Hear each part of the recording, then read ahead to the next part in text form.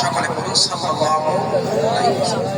হাটাইল খানপাড়া বাইতুল নূর জামে মসজিদের উন্নতি করবে চতুর্থ বার্ষিকী 2 দিন ব্যাপী আজকের মাহফিলের সম্মানিত সভাপতি সাহেব, প্রধান অতিথি সহ উলামায়ে কেরাম, দুলাভাই জাম, আপনার অবশিষ্ট অত্র অঞ্চলের মুরব্বিয়ানে কেরাম, বাবার সমতুল্য মুরব্বিয়ানেগণ, দাদা সমতুল্য, নানা সমতুল্য, আমার মাথার তাজ, মাথার মুকুট, আপনারা এখানে বসে আছেন।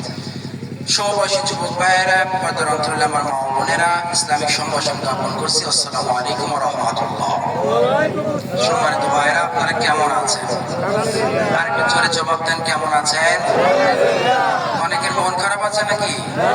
থাকতেই তো পারে, পারে না? অসম্ভবের কিছু নাই, থাকতে পারে। কারণ গতকালকে যা আলোচনা করেছি, অনেকে খুশি হয়েছে, অনেকে বেজার হয়েছে। বেজার হয়েছে কারা, ওটাও আপনারা ভালো জানেন, ঠিক কিনা জোরে করেন। কিন্তু কথা বলেন তো দেখি, কাউকে আমার নিজের খায়া নিজের বইরে কষ্ট দেওয়ার আমার ঠেকা পড়ে রয়েছে? কথা কন না। এখন আমি সত্য কথা, কোরআন থেকে যেটা আসে ওইটা রেফারেন্স যদি আমি কই, আর আপনার যদি মন খারাপ হয়, তাহলে আমার কিছু করার আছে? যত অভিযোগ আছে মালিকরে করেন না, দেখি কত পারেন। আপনি আমার গালি দিতে পারেন, অহংকারী হয়ে গেছে ছোট্ট মানুষ, জোরে জোরে কথা বলে, আমরা আরাদিন নাকে টিকটিসি পানি বেরিয়েছে। ভাই, আপনি অনেক কিছু কইতে পারেন, আপনার তো জিহ্বার মুখ, এটা আল্লাহর দান, তো আল্লাহ আপনাকে স্বাধীন করে দিচ্ছে। এটা এমন না যে মুখ দিয়া যদি আল্লাহর কথার বাইরে কিছু বলি আর সঙ্গে সঙ্গে কেরামান কাতিবিন মুখ চিপা ধরবে আর কিছু কইতে দিবেন, এমনটা কিন্তু নয়। আপনি যা খুশি তা কইতে পারেন, ঠিক কিনা চলে।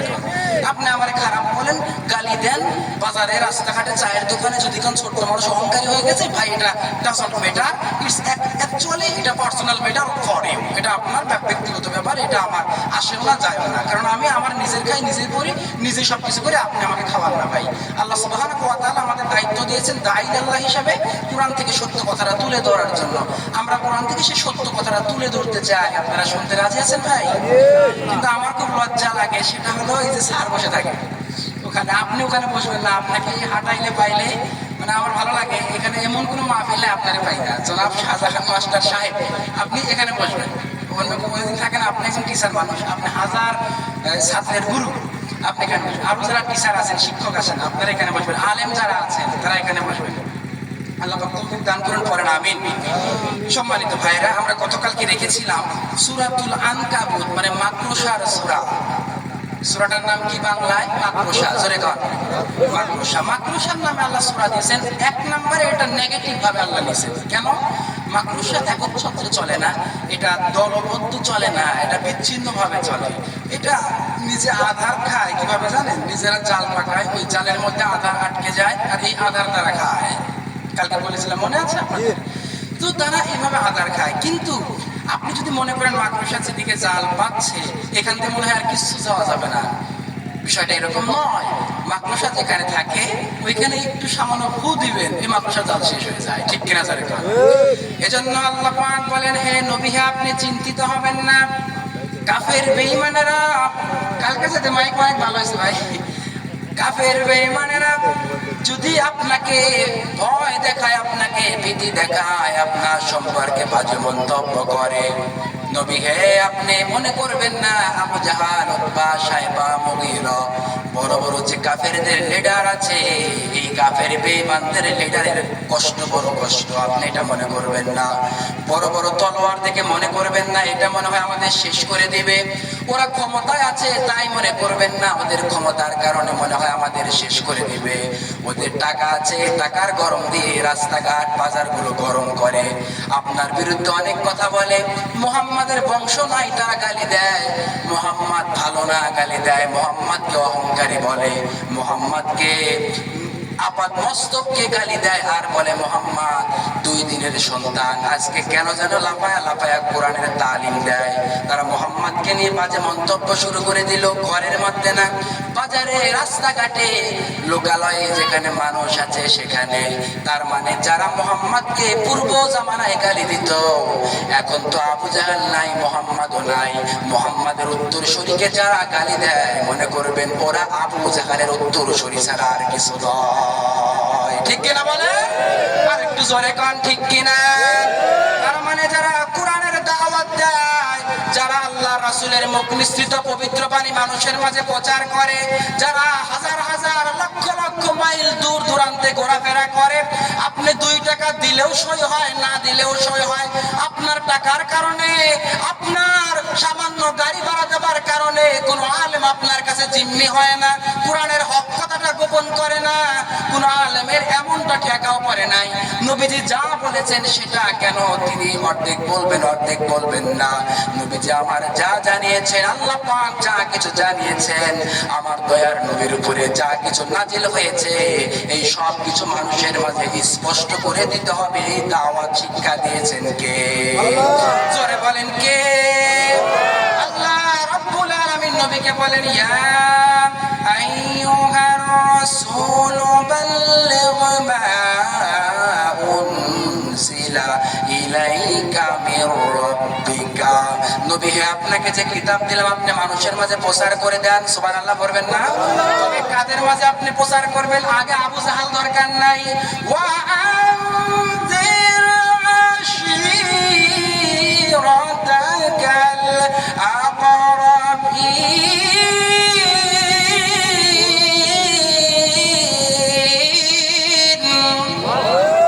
আল্লাহ পাক বলেন, আপনি নবী হে, প্রথমেই তো কাফের মুশরিকদের মাঝে বড় বড়টার কাছে দাওয়াত লাগবে না, আপনার নিজের বংশের মধ্যে আগে আপনি দাওয়াত পৌঁছান।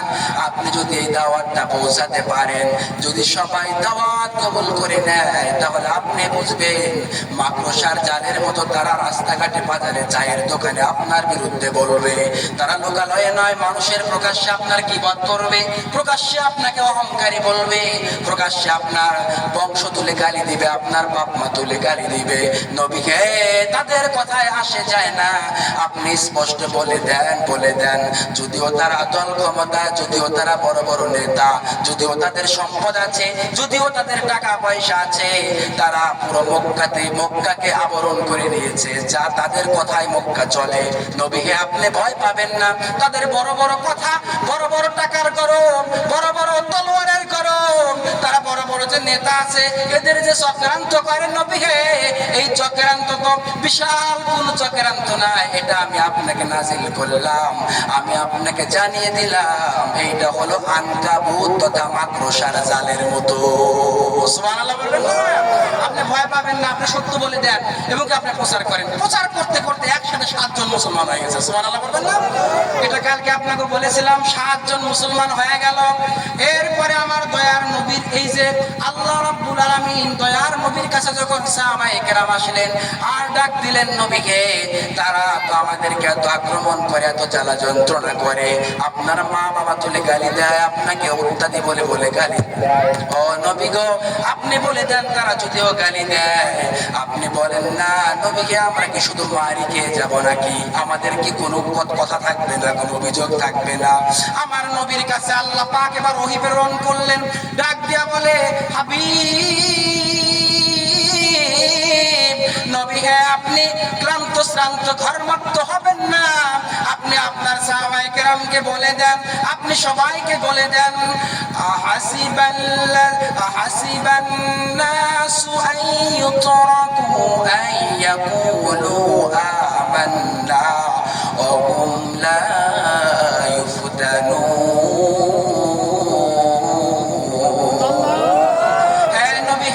বলে দেন তারা ঈমান আনবে আর তারা বলে মনে করবে আমরা সফল হয়ে গেছে, এমনটা না। ও নবী গো, আপনি সবাইকে বলে দেন, যারা ঈমানদার হবে, যারা মুমিন হবে, যারা তাকওয়াবান হবে, হবে যারা আপনার উম্মত দাবি করবে আপনি সবাইকে বলে দেন তারা দাবি করলেই মুসলমান হবে না, উম্মত দাবি করলেই উম্মত হবে না, টুপি মাথায় দিলেই ইমানদার হবে না, নামাজ পড়লেই তারা মুমিন হবে না, তারা ওয়াজ মাহফিল শুনলেই খাঁটি মুসলমান হবে না। তাদের আগে পরীক্ষা দেওয়া লাগবে। আর এই পরীক্ষাটা আল্লাহ পাক এখন নিয়েছেন রে খাপ্পা, তুমি চাপিয়ে পড়ো দ্বীন ইসলামের জন্য। এরকম আল্লাহর রাসূলের প্রত্যেকটা কথা হযরতে খুবাইব চাপিয়ে পড়লেন। খুবাইবকে বেঈমানেরা এবার শিকলবন্দি করলো, দুই হাতকে দুই পাশে লাগিয়ে দিল। দুই হাতকে যখন পেরেক মারা হলো, তার দু পাকে যখন পেরেক মারা হলো, এবার বলা হলো রে খুবাইব তুমি বলে দাও, খুবাইব রে তোমাকে মাফ করে দিব যদি একটা বারের জন্য তুমি মুহাম্মদকে তুলে তুলে গালি দাও, তাহলে অতীতের সব জীবনের গুনাহ তোমার মাফ করাও হবে, অপরাধগুলো ক্ষমা করা হবে, তোমাদেরকে আমাদের দলে নিব, মুহাম্মদকে একটা গালি দিয়ে দাও। নাউজুবিল্লাহ বলবেন না? খুবাইব কি গালি দিছে নাকি? আর একটু জোরে কান। খুবাইবকে বলা হলো খুবাইব বলো মুহাম্মদ অহংকারী। আসলে কি মুহাম্মদ অহংকারী ছিল? আরে মুহাম্মদ তো এমন কথা বলেছে নিজের ধর্মের 12টা বেজে গেছে। আবু জাহেল একদিন উকবাকে ডাক দিয়ে কয় মুহাম্মদ যে কোরআনের দাওয়াত দেয়, এই দাওয়াত তো আমাদের বাপ-দাদার ধর্মকে ডুবায়া দিচ্ছে, আমাদের নাক কানগুলো গলায় গেছে, কারণ আমরা অপমানিত হচ্ছি, লাঞ্ছিত হচ্ছি, বঞ্চিত হচ্ছি, আমরা কোথায় যাব রে? মুহাম্মদকে থামাও, থামাও, কে আছো? এবার উকবা ডাক দিয়ে কয় ওয়ালিদ ইবনে মুগিরার কাছে চলে যাও, মুহাম্মদ যা বলে এটা কি আসলে সত্য নাকি? ওয়ালিদ ইবনে মুগিরা তাকায় দেখে আমার দয়ার নবী পবিত্র কোরআন থেকে তেলাওয়াত করছেন, আলিফ লাম মিম আসিবান নাসু আইয়ুতরাকু আইয়াকুলু আমান্না ওয়া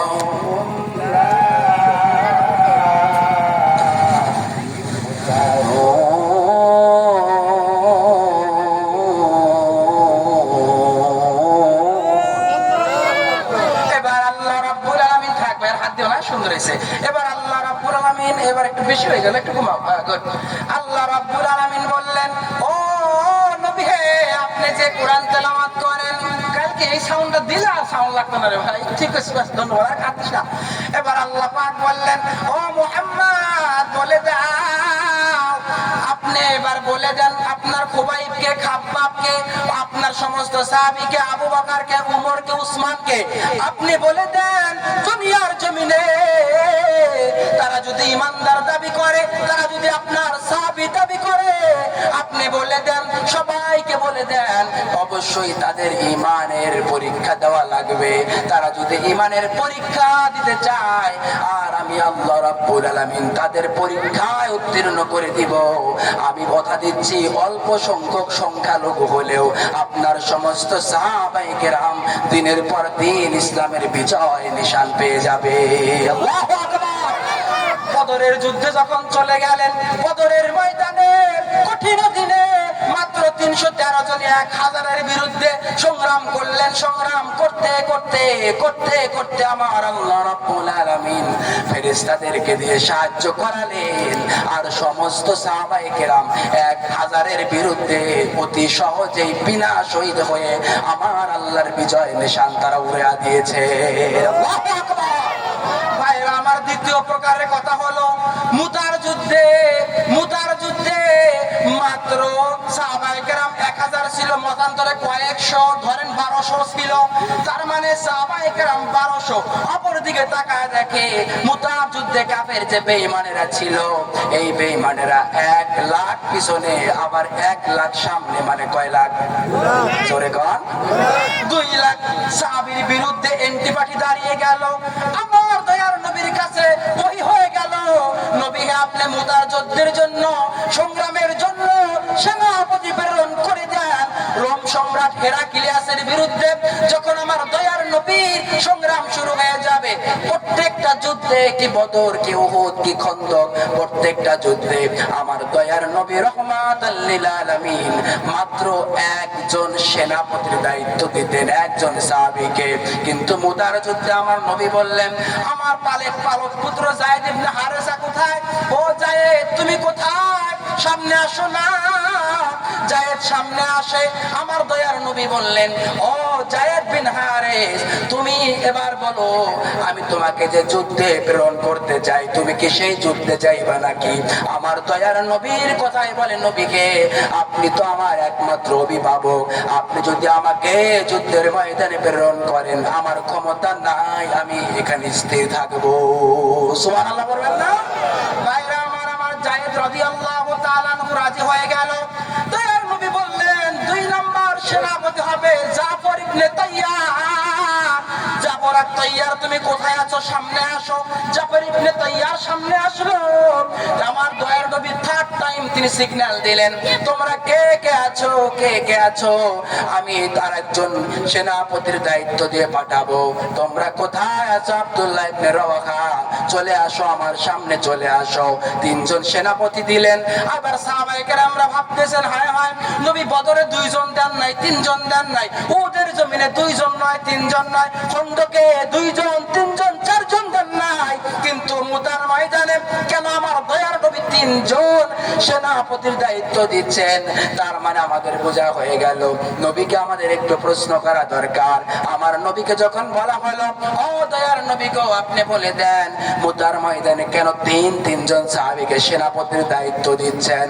আমার নবী বললেন, ও আমার সমস্ত সাহাবীরা শুনে নাও, আমি আমার একজন সাহাবী প্রথমে দিলাম আমার পালক পুত্র জায়েদকে। জায়েদ যদি শহীদ হয়ে যায়, আমি দিব জাফর আত-তাইয়ারকে। জাফর যদি শহীদ হয়ে যায়, কালিমার ঝান্ডা নিয়ে দাঁড়িয়ে যাবে আব্দুল্লাহ ইবনে রওয়াহা। আর আব্দুল্লাহ ইবনে রওয়াহা যদি শহীদ হয়ে যায়, তো তোমাদের মধ্যে একজনকে তোমরা সেনাপতির দায়িত্ব দিবা। আল্লাহু আকবার। এটা হলো ঈমান, ঈমানের পরীক্ষা শুরু হয়ে গেল। ভাইরা আমার, আমার নবী প্রথম সাহাবীকে ডাক দিলেন, ও যায়েদ ইবনে হারেসা, তুমি কোথায় আছো? চলে যাও, তোমার বাড়িতে দেখা করো। যায়েদ ইবনে হারেসা, আপনি তো আমার বাপ, আমি কই যেতাম? আর আমার মা তো আয়েশা, সুবহানাল্লাহ বলেন না? আমি আয়েশার সঙ্গে কি দেখা করব? আপনি অনুমতি দিলেই তো হয়। ভাই, তোমার মায়ের সঙ্গে দেখা করো। মায়ের সঙ্গে দেখা করতে গেছে, তার তো কোনো কেউ নাই, তিনি দেখা করে হাজির হয়ে গেছে যুদ্ধে যাবার জন্য, ঈমানের পরীক্ষা দেবার জন্য। 2 নাম্বার জাফর ইবনে আবি তালেব, রাসূলের চাচাতো ভাই, আপন চাচাতো ভাই। সুবহানাল্লাহ বলবেন না? নবীজি বললেন, তুমি বাড়িতে চলে যাও।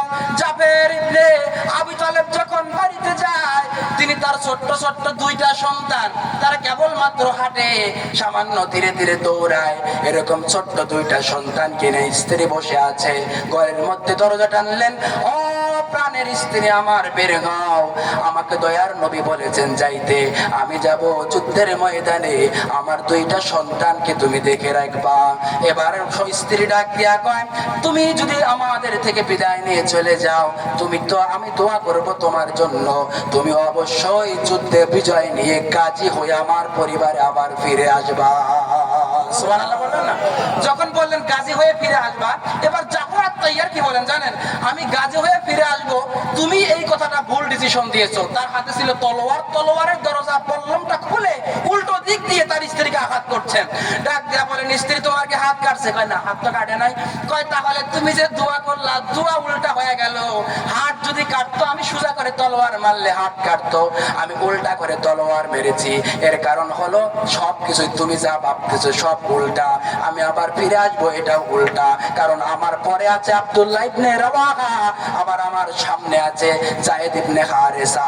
এই 2 জন আমার 2 পাশে আছে, মানে হলো নিশ্চয়ই নবীজি যেহেতু আমাকে মাঝখানে ফেলেছেন, আমি কোনোদিন আর গাজী হয়ে ফিরে আসবো না। সুবহানাল্লাহ বলবেন না? তার স্ত্রীকে বললেন, সালাম আলাইকা, জান্নাতে দেখা হবে, প্রাণের বিবি আমার, ভালো থেকো। তিনি পিছনের দিকে আর তাকায় না। পিছন দিক থেকে 2 জন সন্তান বাবা বাবা করে চিৎকার মেরে ডাকে, কিন্তু সাহাবী জাফর ইবনে আবি তালেব পিছনের দিকে আর ফিরে তাকায় না। সামনের দিকে যখন চলে যায়, হঠাৎ করে বিবি চোখের পানি নির্ঝর ভাবে জমিনের মধ্যে যখন পতিত হয়, যায়। এমন সময় দরজা বন্ধ করে দেয়। হঠাৎ করে রাসূলের দরবারে যখন হাজির হয়ে গেছে জাফর ইবনে আবি তালেব, দ্বিতীয় নম্বরে হযরত আব্দুল্লাহ ইবনে রাওয়াহা কেবলমাত্র বিবাহ করেছেন, বাড়িতে এখনো মেহমান আছে। হাদিসের কিতাবের মধ্যে এসেছে শারহুল মাআনিল আসারে 1046 মানে 1046 নম্বর হাদিসে এসেছে হযরত আব্দুল্লাহ ইবনে রাওয়াহা কেবলমাত্র বিবাহ করেছেন। বিবাহ করার পর তিনি যখন বাড়িতে আসলেন, নতুন বিবিকে স্পষ্ট এখনো পর্যন্ত দেখতে পারে নাই।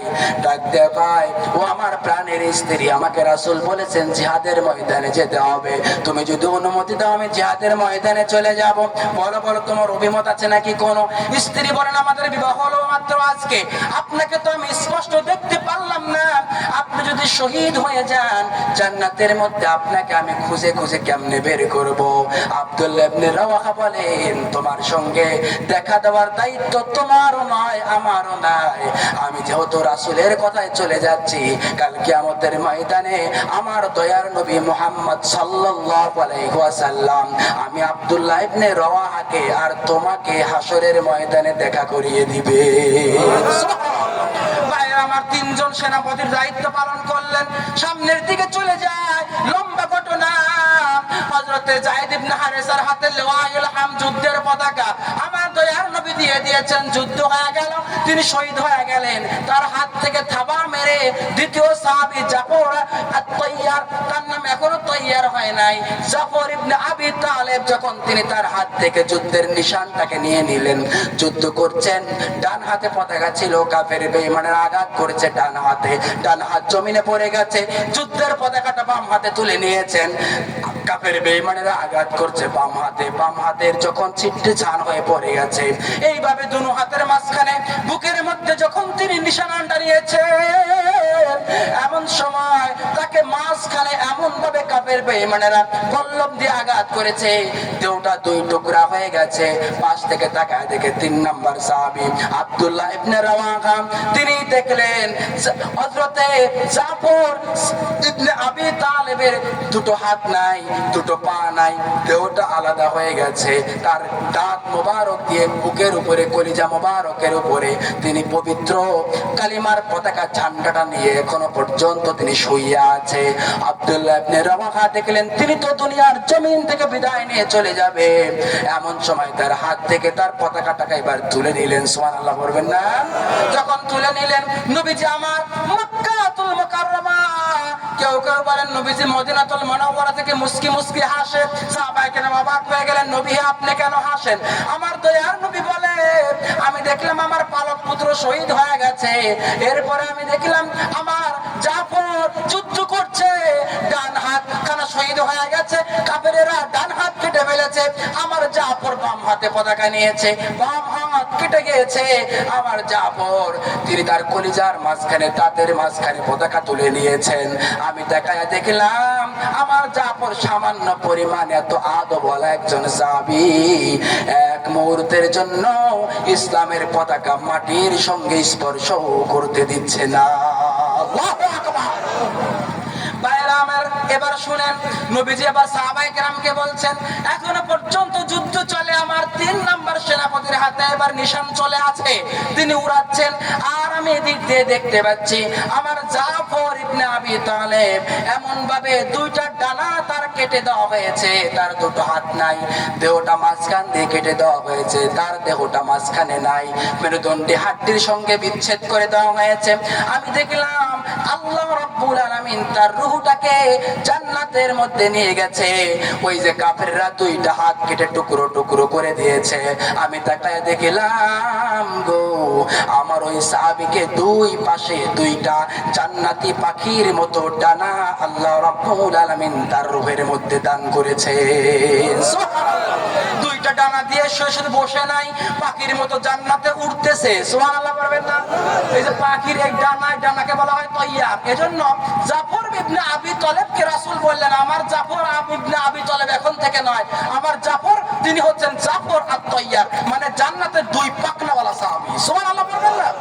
3 নম্বর সাহাবী যুদ্ধ এবার শহীদ হয়ে গেছে খালিদ ইবনে ওয়ালিদ নিশানা হাতে নিয়েছেন যুদ্ধ করতে করতে করতে করতে যখন তারা যুদ্ধে বিজয় ছিনিয়ে নিয়েছেন মদিনাতুল মুনাওয়ারায় তারা ব্যাক করেছেন আমার দয়ার নবীর কাছে 3 জনের স্ত্রী চলে এসেছে নবীজি বললেন তোমরা চিন্তিত হইও না এই 3 জন দুনিয়ায় সমসাময়িক সময়ের জন্য নাই এরা আমি দেখতে পাচ্ছি জান্নাতুল মাকামের উচ্চ মাকামে ফেরদাউসের মধ্যে ডানা নিয়ে নিয়ে আমার আল্লাহর জান্নাতের মধ্যে তারা ঢোল খাচ্ছে আল্লাহু আকবার ভাইরা আমার এটা হলো ঈমানি পরীক্ষা তারা পিছপা হয় না এক মুহূর্তের জন্য সুবহানাল্লাহ পড়বেন না মুসার বড় পরীক্ষা ছিল ফেরাউন বলতো আনা রাব্বুকুমুল আলা আমি বড় রব মুসা এরপরে যুদ্ধ করলেন বাড়ি দিলেন বিশাল সাগর পানি সমস্ত পানিকে আল্লাহ পাক রাস্তা বানিয়ে দিলেন সুবহানাল্লাহ পড়বেন না ইব্রাহিমকে আগুনে পোড়ানো হলো ইব্রাহিমের আগুনে পোড়ানো অবস্থায় তার পিতা কেউ কেউ বলেন তার চাচা আজার কেউ বলেন তার পিতার নাম ছিল তারেক কিন্তু কোরআনে আসছে তার চাচা আজার আর চাচা আর বাবা একই কথা ঠিক কিনা জোরে গান তার চাচা বলেন তোমাকে আমরা দিব আগুনের মধ্যে তাকে বলা হলো তোমরা ঈদের মাঠে চলো ইব্রাহিম ঈদের মাঠে তোমাকে নিয়ে যাব ইব্রাহিম কয় আনা সাকিম আমি অসুস্থ অথচ ইব্রাহিম অসুস্থ কিচ্ছু না বলে আনা সাকিম আমি খুব অসুস্থ তবে এই অসুস্থটা হচ্ছে মানসিক অসুস্থ আপনারা যে মূর্তির পূজা করেন যে মূর্তিকে খাবার দেন এই মূর্তির উপরে আমি খেয়াল করে দেখেছি মশা মাছি পড়লে মূর্তি নাড়াচাড়া করতে পারে না লায়ান পাও ওয়ালা ইয়াদুররু কাউকে উপকার করতে পারে না ক্ষতিও করতে পারে না এরপরেও তোমরা ও বাবা তোমরা কেন এটার পূজা করো আমার পূজা আসে না যখন ঈদের মাঠে সবাই চলে যায় ইব্রাহিম নবী কোঠাল দিয়ে যখন বড়টাকে মূর্তিকে ভেঙে দিল এবার খেয়াল করেন মূর্তি ভাঙা শেষ হয়ে গেল এসে ডাক দিয়া কয় ও ইব্রাহিম বলো না তোমাকে কেন মূর্তি কেন তুমি ভাঙলা দীর্ঘ লম্বা ঘটনা আমি বলবো না মূল কাহিনী হচ্ছে ইব্রাহিমকে আগুনের মধ্যে দেওয়া হলো আগুনের মধ্যে যখন ইব্রাহিমকে দেওয়া হয় তার চাচা তার ঘরের ছাদের উপরে উঠে এবার মজা নিতে শুরু করে ইব্রাহিমকে আগুনের মধ্যে আমি দিলাম আমি দেখতে চাই আমি জানতে চাই আমি দেখবো ইব্রাহিম আগুনের মধ্যে কিভাবে এবার ইন্তেকাল করে মৃত্যুর স্বাদ গ্রহণ করে যখন তিনি উপর থেকে তাকায় দেখে ইব্রাহিমের চতুর্দিকে আগুন কিন্তু ইব্রাহিম জান্নাতি একটা বাগানের মধ্যে বসে বসে বসে বসে আল্লাহর দেওয়াতে ফল ভোগ করছে সুবহানাল্লাহ বলবেন না তার মানে ইব্রাহিম নবীকে দেওয়া হলো ইব্রাহিমকে প্রশ্ন করা হলো ইব্রাহিম কি হয়েছে ইব্রাহিম বলে আল্লাহ পাক কথাটা বলেছেন আগুনকে আল্লাহ ডাক দিয়ে বললেন ইয়া নারু কুনি বারদাও ওয়া সালামান আলা ইব্রাহিম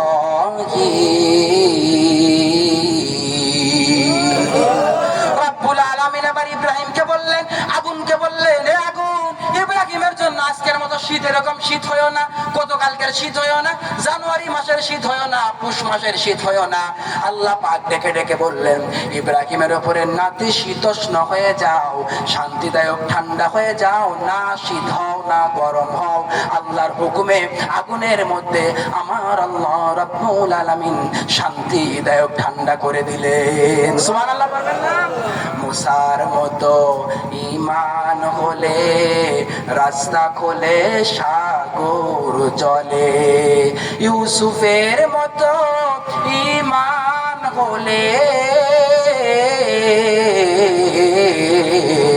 ইউসুফের মতো ঈমান হলে বিপদ কালে তালা খুলে ও ইব্রাহিমের ঈমান যদি থাকে বিদ্যমান অগ্নিকুণ্ডে খুব সুরতে ফলেরই বাগান আল্লাহু আকবার তার মানে আল্লাহ বলেছেন তোমাকে ঈমান দিলাম ঈমানের পরীক্ষা আছে না নাই জোরে কোন এজন্য আল্লাহ বারবার বলে আহাসিবান নাসু আইয়ুতরাকু আইয়াকুলু আমান্না ওয়া হুম লা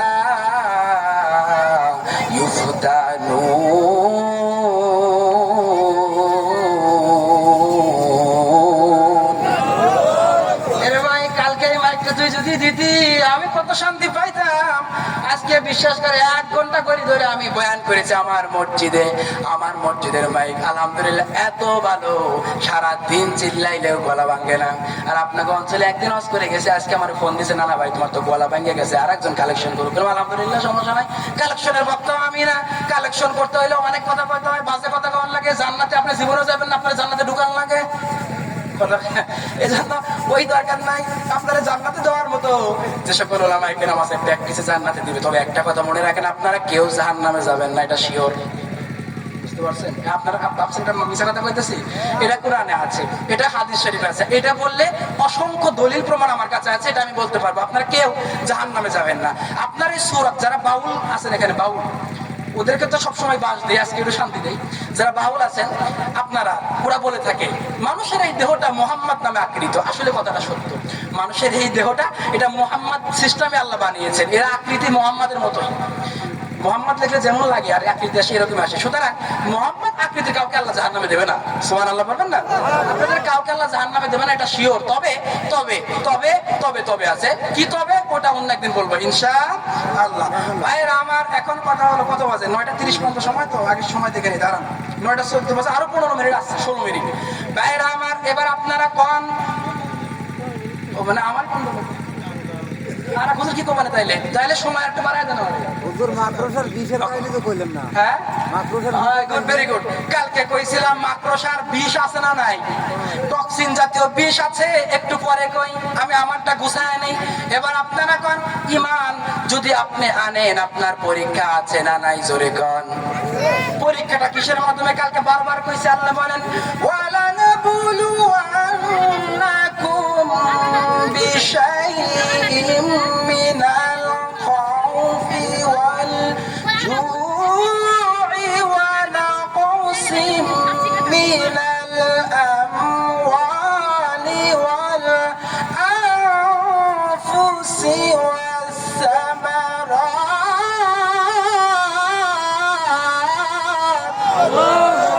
وبشر الصابرين।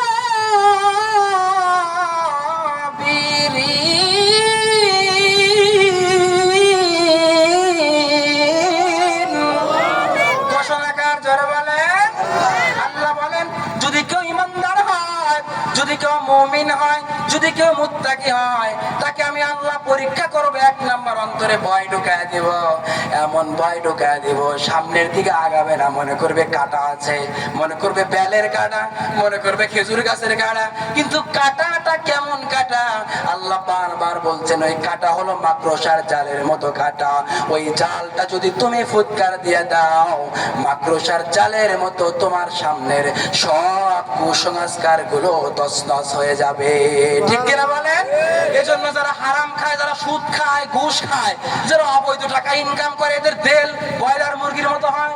ঠাড়া পড়লে যাদের ব্যবসা আছে, রেজাকা কাকই ঠাড়া পড়লে আপনার দোকানের দেখবেন একসাথে 5, 10টা 50টা মুরগি সমানে ইন্তেকাল ফরমায়। ঠিক কিনা জোরে গান? তার মানে যারা হারামখোর, যারা সুদখোর, যারা ঘুষখোর, যারা অবৈধ টাকা ইনকাম করেছে, এরা এমন আত্মা নিয়ে চলাফেরা করে, একটা ধমক দিবেন, কোরআনের সত্য কথা বলবেন বজ্রকণ্ঠে, এরা এমন ভয় পাবে, ব্রয়লার মুরগির মতো এদের আত্মা। এরা কুলাইতে না পাইলে অপবাদ দিব হুজুর অহংকারী। ঠিক কিনা জোরে গান? এরা কুলাইতে না পাইলে করবো ছোট মানুষ বড় কথা কয়, অথচ কোরআনের কথা এটাকে আমার বাপে কইছে নাকি? কথা কন না। তার মানে আপনি মানুষকে মারবেন, আপনি টাকা দিয়ে গোলামি করবেন, নিষ্পাপ বাচ্চাকে হত্যা করবেন, আপনি অর্ডার করবেন, মানুষকে হত্যা করবেন। এই কথা কইলে আপনি আমার একটা লাগায় দেন হুজুর জামাত ইসলাম করে। আমি জামাত ইসলাম করি, কোন খাতা কলম কোথাও প্রমাণ আছে আমার? আমার নিজের খায়া বাতেন ভাই হরিণ মার্কায় ভোট চাই। আমার জামাত ইসলাম করার কোনো দরকার নাই, আমলিকও করি না, বিএনপিও করি না। জীবনে থাকতে চাই রাজনীতি মুক্ত হিসাবে। যদি প্রয়োজন হয়, যদি দেখে আগাছা বেশি বেড়ে গেছে, তখন জামাত করতেও পারি, ওরা পরের ডিসিশন। কিন্তু আপনি আমাকে নিষ্পাপ একজন মানুষ, আমি ছোট্ট মাসুম বাচ্চা, এরপরে আপনি কেন আমাকে অপবাদ দিবেন? ভাই, আমি তো আপনার কোনো ক্ষতি করি নাই, আমার ঠেকা হয় নাই, আপনাকে আমি কেন পাশ দেব? বরং আল্লাহ আল্লাহ পাক কোরআনে যা বলেছেন সেইটা হুবহু আমি আপনাদেরকে জানায় দিচ্ছি।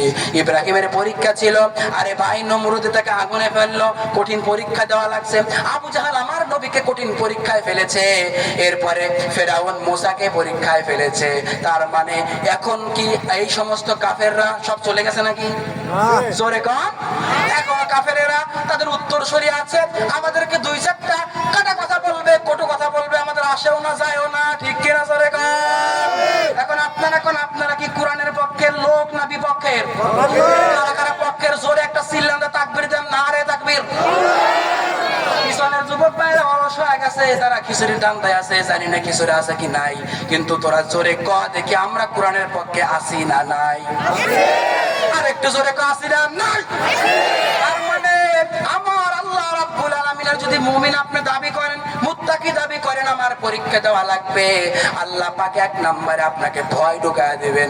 মনে করবেন ওখানে গেলে মনে হয় 12টা বেজে যাবে, আমারে গুলি করবো। 5ই আগস্টে যে পরিমাণ গুলি করছে, হাজার হাজার প্লান মারছে, আমি গেলে মনে হয় আমার শেষ করে দিবে। আরে ভাই সব মাকড়সার জাল শেষ। ভাইরা আমার শুধু তাই না, এরপরে আপনাকে আল্লাহ পাক বলছেন মিনাল জুই, আপনাকে অভাব দেবে, ক্ষতি দেবে। কি অভাব দেখবেন? মনে করবেন প্রতিদিন 500 টাকা করে ইনকাম করি, আমার এক মাস যাবত 200 টাকা ইনকাম হইতেছে, তার মানে আমার জ্বালায় আমি বাঁচতেছি না, পরিবার কেমনে চালামো? তুমি আইসা ইসলামের আন্দোলন করার লেগে যাও মিয়া, তুমি আইসো তোমার নবীর ইজ্জত বাঁচানোর জন্য, পারুম না বাইতুল মুকাররমের দক্ষিণ গেটে দাঁড়ায় না তাকবীর দেওয়া লাগে, পারুম না, আমার চিন্তা আমি বাঁচি না। এই যে আপনি একটা ভয় হতাশ করে দিলেন, আপনাকে দ্বারা আল্লাহ পাকিটা পরীক্ষা নিলেন, দেখি ইসলাম প্রিয় কেমন, নবী প্রিয় কেমন, কোরআন প্রেমিক আপনি কেমন। এই জন্য যত অভাব আসুক না কেন, যা কিছু আসুক না কেন, বুদ্ধি দিয়ে হোক, পরামর্শ দিয়ে হোক, নিজের শারীরিক পরিশ্রম দিয়ে হোক, আমরা সদা সর্বদাই যেই সমস্ত কাফের বেঈমানেরা কোরআনের বিরুদ্ধে লেগে যায়, যারা হাদিসের বিরুদ্ধে কথা বলে, দিন ইসলামের বিরুদ্ধে কথা বলে, নবীর বিরুদ্ধে কথা বলে, আমার রবের বিরুদ্ধে কথা বলে, তাদের বিরুদ্ধে আমরা সোচ্চার হয়ে দাঁড়াতে চাই কি চাই না? ভাইরা আমার, তার মানে অভাব আসলে ভয় পাওয়া যাবে। এরপরে আল্লাহ বলেন ওয়া নাকসিম মিনাল আমওয়াল, আপনার যে মাল আছে এই মালগুলো একটু কমায় নেবে আল্লাহ। এরপরে আপনাকে মালের পরীক্ষা ফেলবে, আপনার ব্যবসা বাণিজ্য ভালো হয় না, আপনি অবাক হয়ে তাকিয়ে আছেন, আমার ব্যবসা এত কাল মাসে কামাই করলাম 30 দোকানে 60,000, আমার এখন ইনকাম হইতেছে মাত্র হুদা 20,000। যাও যাও যাও, ইসলাম দরকার নাই, মাহফিলের জন্য টাকা চাইলে লাগবো না, মসজিদের জন্য 2 টাকা চাইলে কয় দরকার নাই। এরপরে এতিম মিসকিন যদি হাত পাটে বলে ভাই ভাই তুই যা, আমার মেজাজ গরম, তার মানে এই যে আপনাকে আল্লাহ এটা দিয়েও পরীক্ষা নেবে। আপনার সম্পদ কমে যাবে, জমিতে চাষ হইতো 1 বিঘায় 30 মণ, এবার তাকায় দেখলেন আপনার 20 মণ এসেছে, মেজাজ গরম হয়ে গেছে, আপনার কাছে যে আসে ভালো লাগে না, দান খয়রাত ভালো লাগে না। মনে রাখবেন আপনাকে আল্লাহ অভাব দিয়েছেন, এটাও হলো আমার আল্লাহ রাব্বুল আলামিনের একটা ঈমানি পরীক্ষা। সুবহানাল্লাহ বলবেন না? শুধু তাই নয়, ও আমার হাটাইলের বন্ধুরা, সবাই আবার বন্ধু না, কিছু কিছু আমার দুশমন নাই, আমি ওদের কাছে দুশমন, কিছু কিছু আছে, তবে এটা না, আপনারা সবাই ভালোবাসেন, তবে 100 থেকে 2টা, 100 জন মানুষ যদি এখানে থাকেন 2 জন আমার এন্টি পার্টি আছে, এটা চ্যালেঞ্জ। কারণ আমি যে ফেরেশতা আপনাদের সবার কাছে এমনটা না, সবাই আমার হিতাকাঙ্ক্ষী, এটা আমি জানি। 2-1 জন আছেন শয়তান, এটা তো বাট পারে, এটা ঢুকতে দশে মনে হাঁটাইলে, এটা বেশি কথা কয়, এটা আমলিকের বিরুদ্ধে জামাত করে হানতানকে আপনি সারাদিন গালি দেন, আমার এক সুলো আশাও না যায়ও না, কিন্তু আল্লাহ পাক আপনাকে পরীক্ষা দেবেন, দেখি তোর সামনে কোরআনের কথা বলে তোর জ্বলে নাকি নিবে। যদি কোরআনের উচিত কথা বললে আপনার জ্বলে যায়, বুঝবেন আপনার ইমানের ঘাটতি আছে, পরিপূর্ণ মুত্তাকি আপনি হতে পারেন না। ঠিক কি আছে রে? ভাইরা আমার, এরপর আল্লাহ বলেন কারো সন্তান নাই, সন্তান কারো ছেলে নাই, কারো মেয়ে নাই, এটা তারা পরীক্ষা ফেলে। অনেক মহিলারা ডাক দিয়া কয়, হায় আল্লাহ তুমি খেলে আমার সই দেখছাও, আমার ছেলে হয় না কেন, আমার মেয়ে হয় না কেন? ওই বারতে শুধু ছেলেও দিয়েছো 12টা, একবারতে একজনের 5টা সন্তান, কারো 7টা সন্তান, কারো ছেলে আছে মেয়ে আছে, কারো শুধু মেয়ে আছে, কারো শুধু ছেলে আছে। এবার সবাই অবাক হয়ে তাকিয়ে থাকে, হায় হায় আমাদের একটা ছেলেও হয় না, ওর 5টা 10টা হয়ে যায়। আপনি এই যে হতভম্ব হয়ে আল্লাহকে গালি দিচ্ছেন, আল্লাহ খেলে আমার একাই চোখে দেখো, আর কিছু দেখো না, আপনি যেই গালিটা দিচ্ছেন খোদার কসম আপনার ঈমান 1 মিনিটের জন্য থাকতে পারে না। ঠিক কিনা জোরে কান? এবার আপনারা বলেন সন্তান যদি দেওয়ার মালিক কে? জোরে কান। এখন আপনারা কোন সন্তান দেওয়ার মালিক যদি আল্লাহ হয়, তাহলে বট গাছে লাল ফিতা ঝুলাইলে সন্তান হইব? খাজা বাবার দরবারে গিয়া যদি কয় বাবারে আমার ছেলে নাই, ছেলে দাও, সম্ভব নেই। হিল্লা বাবার দরবারে গিয়া যদি, আপনারা কি ভাবতেছেন এগুলো বানা বানা কইতেছি? আপনারা ইউটিউবে ঢুকেন, বাবা লিখে সার্চ দেবেন, খালি বাবার জিকির। হিল্লা বাবা, লাল বাবা, ফিতা বাবা, হুগা বাবা, হুল বাবা, কাল বাবা, থাল বাবা, শাল বাবা, বাবার কোনো অভাব নাই। এত বাবা দুনিয়ায় আছে, এত রকমের বাবা আছে। আপনারা বলেন এই বাবার কাছে চাইলে কি পাওয়া যায়? আমি ইনাদপুর মাহফিলে গেছিলাম, মন চাইলো, বড় একটা মাজার আছে ওখানে, শুনছি নাকি উনি আল্লাহর ওলি। তবে আমি গেছি, দেখি লক্ষ লক্ষ কোটি কোটি টাকার খেলা ওখানে। এত সুন্দর করে ফুল দিয়া সজ্জা, মনে হয় বাসর রাত হইব কারো। এত সুন্দর একটা জায়গায় আমি চলে গেলাম, দেখলাম একটা মহিলা হাঁটতে পারতেছে না, ল্যাংড়ায় হাঁটতেছে। হাঁটতে হাঁটতে হাঁটতে হাঁটতে গিয়া মাজারের সামনে সেজদা দিয়েছে। একটা যুবতী মেয়েকে দেখলাম, দেখি সেজদা দিচ্ছে। অসংখ্য মানুষ সেজদা দিচ্ছে, অথচ লেখা আছে ওখানে এখানে সেজদা দিবেন না আপনারা, এরপরেও সেজদা দিচ্ছে। আমি একজনকে কইলাম আপনার কি সমস্যা, এখানে কেন সেজদা দিচ্ছেন? বলে এটা আমরা ভক্তি দিচ্ছি, এটা সেজদা না। নাউজুবিল্লাহ কইতেন না। আমার মসজিদে এক পাগল আছে, বৃদ্ধ মানুষ, মোটামুটি 70 বছর হইব। আমি বারবার কয় নামাজ, আমি কই নামাজ কেন পড়েন আপনি? কথার কথা উঠে গেছে। সে আমারে কয় আমার পিসাব কইছে নামাজ পড়তে। আপনার পিসাবের কাছে আপনি কেন যান? আমার পিসাব আমার যাইতে কয়, আমার বাবা ওখানে মরিদ ছিল। যখন পিসাবের কাছে যায়, ওর পিসাবকে মাঝে মাঝে প্রত্যেক মাসে ধরেন একদিন করে যা ভক্তি দেয়। আমি বললাম আপনি আল্লাহকে ভক্তি দেন, পিসাবকে ভক্তি দেন, সমান বানা ফালাইলেন। কয় ওটা ভক্তি, ওটা সেজদা না। আর আল্লাহকে যা দেয় এটা সেজদা। কইলাম ভক্তি দেওয়ার সময় কপাল ঠেকান, কয় হা, নাক ঠেকান, হা, দুই হাত ঠেকান, কয় হা, হাঁটু ঠেকান, কয় হা। তাহলে সেজদা দেওয়ার সময় কি করেন? ওই সেজদা দেওয়ার সময় তো কপাল ঠেকায়, নাক ঠেকায়, হাঁটু ঠেকায়, পাও ঠেকায়। তাহলে আপনার সেজদা আর ভক্তির মধ্যে পার্থক্য কি? তার মানে ভণ্ডরা ভক্তির আর একটা নাম, ব্যবসা ঠিক রাখার জন্য ভক্তির আর সেজদার আর একটা নাম দিয়েছে তারা ভক্তি। ঠিক কিনা স্যার? এখন এই যে বাবা আছে, এত বাবা, বাবার কাছে চাইলে কি সন্তান হয়? এখন আপনারা কয় এলাকায় কুত্তা কম আসেনি? কুত্তা তো অনেক আছে, আছে না? এই কুত্তার বাচ্চা হয়নি, বছরে 5টা করে হয়। ঠিক কিনা জোরে কন? এই কুত্তা কোন মাজারে গিয়ে চাইছে? জবাব আসেনি কোন? আপনার এলাকায় বড় বড় গাবি আছে, গাবির বছরে একটা করে বিয়ায় বাচ্চা হয়। এখন আপনি বলেন গাবি কোন মাজারে গিয়া চাইলো? আপনি জবাব দিতে পারবেন না।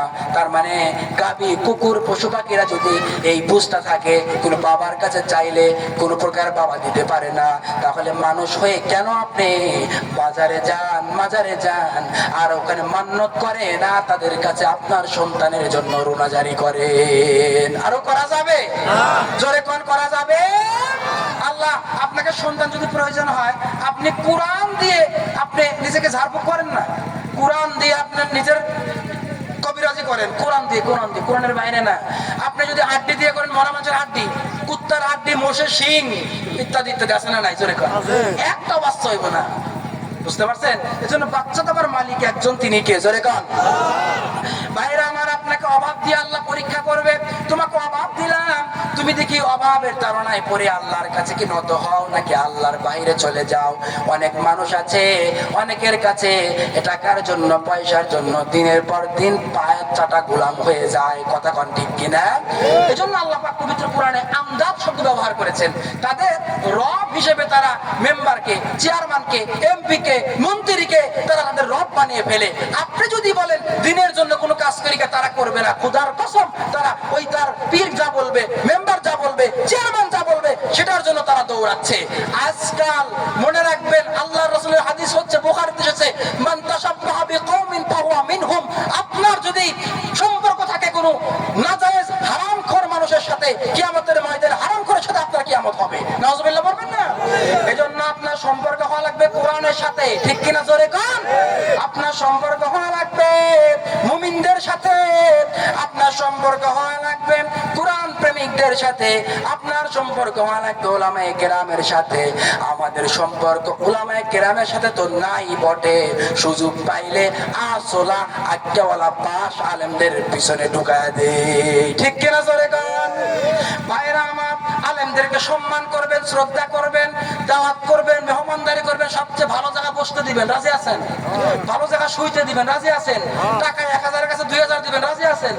এখন অনেক কইতেছে টাকা নেওয়ার দাম দাও, মনে হয় টাকা আমি একাই নিবানি, আর মনে হয় কোনো আলেম নাই, ওদের কাছে বলেন হুজুর টাকা নেওয়া যায় আছে না আছে?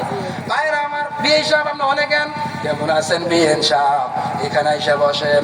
ভাইরা আমার, আল্লাহ রাব্বুল আলামিন আমাদেরকে পরীক্ষা করবেন ধন সম্পদ কমায়া দিয়া, আমাদেরকে পরীক্ষা করবেন মাল কমায়া দিয়া, আমাদেরকে পরীক্ষা করবেন টাকা কমায়া দিয়া, আমাদেরকে পরীক্ষা করবেন বিভিন্ন অভাব বন্টন দিয়া। আল্লাহ যে সকল অভাব আমাদেরকে দান করুক না কেন, আপনারা বলেন আমরা সদা সর্বদা ফর 24 আওয়ার্স আমরা আমার আল্লাহ রাব্বুল আলামিনের কাছে একমাত্র নত হয়ে থাকতে চাই, ঠিক কি না জোরে গান? তার মানে আমরা সদা সর্বদা আল্লাহ সুবহানাহু ওয়া তাআলার কাছে নত হয়ে থাকতে চাই। যদি আপনি নত হয়ে থাকেন তাহলে কেবলই আপনি হচ্ছেন ইবাদুর রহমান। সুবহানাল্লাহ বলবেন না? আল্লাহ বলেন আপনি যদি আল্লাহর কাছে নত হয়ে থাকেন, অহংকার নাই। লুকমান হাকিম তার সন্তানকে বলেছিল লা তামশি ফিল আরদি মারহা, সাবধান জমিনে যখন হাঁটো বাইক নিয়ে গেলে একবার ডানে যায় একবার বামে যায়, বাইক স্টার্ট করে এত জোরে আর মনে হয় জমিদার বাপ দাদার, এমন ভাবে বাইক চালায় একবার ডানে একবার বামে, সামনে পিছনে আবার মুরব্বী, বাপের চেয়ে বাপ বড় আছে, এটা চোখে দেখে না, আছে না নাই জোরে কোন? বাইক একবার ডাইনে নেওয়া অহংকার, বামে নেওয়া অহংকার, এটা জমিনে চলার আদব না। আল্লাহ বলেন ওয়া ইবাদুর রাহমানিল্লাযীনা ইয়ামশুনা আলাল আরদি হাওনা ওয়া ইযা খাতাবাহুমুল জাহিলুনা ক্বালু সালামা। আল্লাহু আকবার। আল্লাহ পাক বলেন ইবাদুর রহমান হলো তারা, আল্লাহর বান্দা আল্লাহর গোলাম হলো তারা। এই আপনাদের খারাপ লাগতেছে? তাহলে আপনারা এখন আর উঠবেন না তো? এখন অনেকে বুঝে গেছে উঠবো না, আপনার কালেকশনে যাবেন, উঠুন না মানে উঠেন না ভাই, আপনার একটাও চাবো না। এবার আমার আয়াত শেষ করতে দেন। আল্লাহ কোন ইবাদুর রহমান হলো তারা যারা জমিনে হাঁটে অহংকার করে না, জমিনে হাঁটে তারা নিজের দল নিয়ে গর্ব করে না, সম্পদ নিয়ে গর্ব করে না, বংশ নিয়ে গর্ব করে না, মানুষকে কুটো কথা বলে না, আলেমদের গীবত করে না, চায়ের জিব্বার মধ্যে চা পান করে আর কয় অমুক বক্তা এইটা কইছে এটা ঠিক হয় নাই। কারণ হলো ওইটা যেটা কইছে ঠিক হয় নাই সব ঠিক আছে, যেটা কইছে ঠিক হয় নাই বুঝবেন যে কথাটা কইলো ঠিক হয় নাই ওইটা ওর পাশ খাইছে, ঠিক কিনা জোরে কোন? তার মানে মানুষ এমন নেচার, মানুষের নিজের গায়ে লবণের ছিটা সহ্য হয় না, যদি নিজের বিপরীতে যায় হুজুর বালা না, আর যদি হ্যাঁ ঠিক আছে আমার বিপক্ষে বলছে হুজুর অনেক বালা, হাদিয়া দেওয়ার সময় হুজুরকে 5000 কে ভালো কথা বলছে 7000 দিয়ে দেয়, ঠিক কিনা জোরে কোন?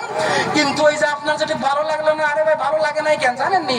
ভালো লাগে নাই কারণ হলো কোরআনের কাফেরদের নিয়ত হলো, ওদের নিয়ম হলো কোরআনের যে অংশ ভালো লাগে ওই অংশ নেয়, আর যেটা ভালো লাগে না ওটা ছাইড়া দেয়। এইটা হচ্ছে কিছু মানুষের নেচার। এটা আগে এটা ইবলিসের নেচার ছিল, ওই যে ইবলিসের বলা হয়েছিল ইবলিস তোমার অনেক কিছু দিলাম, ইবলিসকে আমি খুব খুশি, আল্লাহ আমার আরো দাও। বলে কি চাও? জিদিনি ইয়া রব হায়াতি, আমার হায়াত লম্বা করে দাও। আল্লাহ ঠিক আছে তোর হায়াত দিলাম কিয়ামত পর্যন্ত। এবার বললো ইয়া রব জিদনি, আমাকে আরো বাড়ায় দাও। আল্লাহ কি লাগবে তোর? কয় আমার সন্তান দাও। আল্লাহ পাক বললেন ঠিক আছে তোর মাসালুন মানে সমান সমান সন্তান দিলাম, বনে আদমের যা তোরও তাই। আমি খুব খুশি। বলে আমাকে আর একটা জিনিস দাও। বলে কি দিব? বলে মাজরাত দাম, মানুষের রক্তে চলার মতো শক্তি আমাকে দিয়ে দাও। কয় এটাও করে দিলাম, খুব খুশি। শেষ পর্যন্ত কয় তাহলে তুই এবার দুনিয়ায় যা। এবার ইবলিস কয় আদমকে তুমি কি দিছো? আল্লাহ কয় আদমকে আমি এমন দিছি তুই মাজরাত দামের মধ্যে গিয়ে যদি গুনাহ করাস 1000 গুনাহ করবে, এরপরে আমি আল্লাহ সুবহানাহু ওয়া তাআলা আত-তাওবাতু মাফতুহুন মা কানা রূহু ফিল জাসাদ, ওই বান্দা 1000 গুনাহ করে আমার কাছে সারেন্ডার হবে, আমি মাফ করে দিব। এবার ইবলিস কয় এটা পছন্দ হয় না। কয় জ্ঞান তুমি মাফ করবা কেন? আমি তো গুনাহ করামু, রোগের মধ্যে ঢুকছি গুনাহ করামু, তুমি মাফ করবা কেন? কয় বেটা তোমারটা তুমি ভালো লাগছে যতটুকু দিছি, এখন আমার বনি আদমকে যা দিছি এটা তুমি মানবা না? যারা মনে রাখবেন কোরআনের এক আয়াতকে ভালো লাগে আর এক আয়াতকে ভালো লাগে না, এরা হলো সুবিধাবাদ জিন্দাবাদ। আর এদের কাছেই আলেমরা অপমানিত হয়, এদের কাছেও কোরআন সঠিকভাবে সমাজের মধ্যে বাস্তবায়ন করা যায় না, এদের কাছেও অর্থনৈতিক জায়গায় গেলে ঘুষ দিতে হয়, এদের কারণেই পুরো রাষ্ট্রকে, সমাজকে, পরিবারকে জালেমের অত্যাচারী থেকে হেফাজত করা যায় না, ঠিক কিনা বলেন? এরা হলো সুবিধাবাদ জিন্দাবাদ। এরা পায় আমরা ওই হুজুর ভালো না ওই হুজুর ভালো, অথচ আলেমরা সবাই ভালো, ঠিক কিনা? কোন আলেমের ঠেকাবার রয়েছে নিজের খায় আপনারা নামাজ পড়ার কথা কয় আমি আলেম হয়েছে আমি নামাজ জান্নাতে গেলেই তো হয়ে গেল, আপনার নেওয়ার কি দরকার আছে? কারণ আমরা তো আপনার মতো তো সুবিধাবাদ জিন্দাবাদ না রে ভাই, আমরা জান্নাতে যেতে চাই, আপনাকে নিয়ে যাইতে চাই, ঠিক কিনা জোরে কর? আমরা চাই কিয়ামতের ময়দানে জান্নাতে আমিও যাবো, আপনিও যাবেন, রাজি আছেন?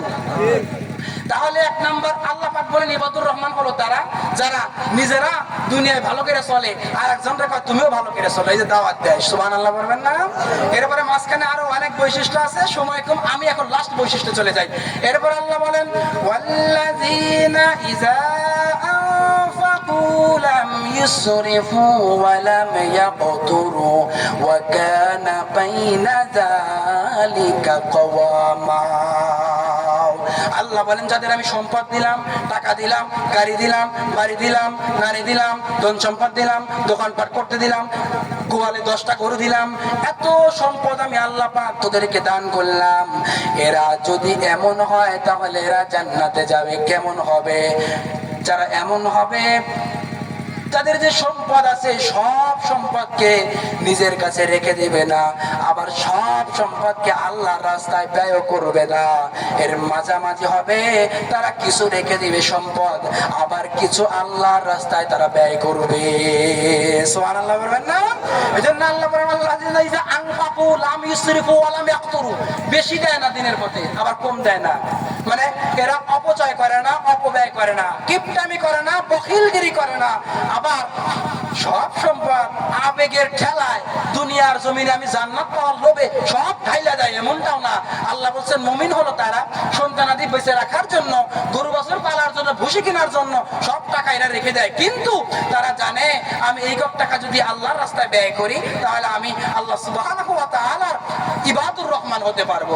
আল্লাহ সুবহানাহু ওয়া তাআলা বলেন যদি তারা ব্যয় না করে, অপচয় না করে, আবার কিপটামি না করে, দুইয়ের মাঝখানে থাকে, তারা হলো ইবাদুর রহমান, আল্লাহ সুবহানাহু ওয়া তাআলার গোলাম। সুবহানাল্লাহ বলবেন না ভাই? এরপরে যেই বান্দা মৃত্যুবরণ করে, আপনারা সবাই মরবেন তো, কবে? ও অনেকেই এক পা কব্বারে গেছে, এরপরে তো কোরআনের বিরুদ্ধে কথা কয়, আছে না নাই জোরে কোন?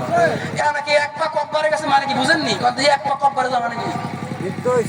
হ্যাঁ, বুঝতে হইব, খালি বৃদ্ধ না, অনেক বৃদ্ধ বাবার আছে আর অনেকদিন বাঁচবো, কিন্তু যারা এক পা কবরে গেছে মানে হইলো ওই একবার হিসাব করে আমি তো আর বাঁচবো না, আমার এমন একটা রোগ হয়ে গেছে, আমি তো কবরে চলে যাবো। এরপরেও কোরআনের বিরুদ্ধে আছে না নাই? এরপরেও আলেমদের বিরুদ্ধে গীবত আছে না নাই? জোরে কয় না? আমার এইরকম লোককে আল্লাহ হেদায়েত দেন না কখনো। এবার কবি গালিব বলেন দু রঙ ছোড় দে এক রঙ্গা হো যা সারা পাম মুম্বান ইয়াসঙ্গ হো যা। দুইটা রং ছেড়ে দাও, কিছু কোরআন নিলা, কিছু হাদিস নিলা, আর কিছু কুফরি মতবাদ।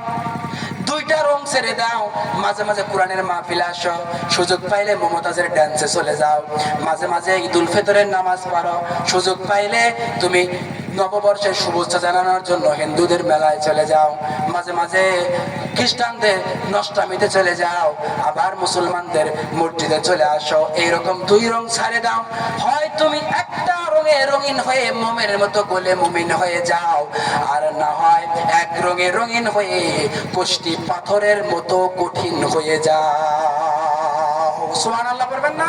আমরা দুই রঙের মুনাফিকি বান্দাকা সাগিন নেয় না, এটা মুসলিম শরীফে আসছে।